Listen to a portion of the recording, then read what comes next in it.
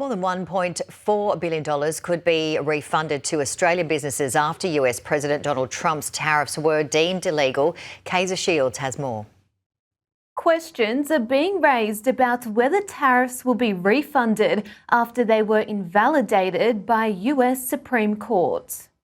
Australian exporters to the US have paid more than $1.4 billion in tariffs since April last year, according to modelling by consulting firm EY Australia.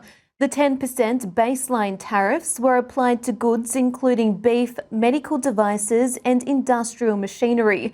Prime Minister Anthony Albanese criticised them at the time, saying they were entirely unjustified and not a friendly act.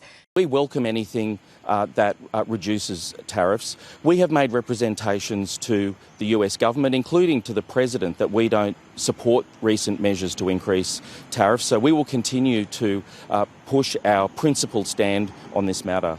Australian businesses are being advised to make sure their records are in order as the tariffs are subject to refund claims. It's unclear what that process will look like after the Supreme Court failed to provide guidance on it. They take months and months to write an opinion, and they don't even discuss that point. We've taken in hundreds of billions of dollars, not millions, hundreds of billions of dollars. And so I said, well, what happens to all the money that we took in? It wasn't discussed. Wouldn't you think they would have put one sentence in there saying that keep the money or don't keep the money, right? I guess it has to get litigated for the next 2 years. US President Donald Trump intends to invoke other laws to collect tariffs, including a blanket 10% tariffs on imports from all other countries.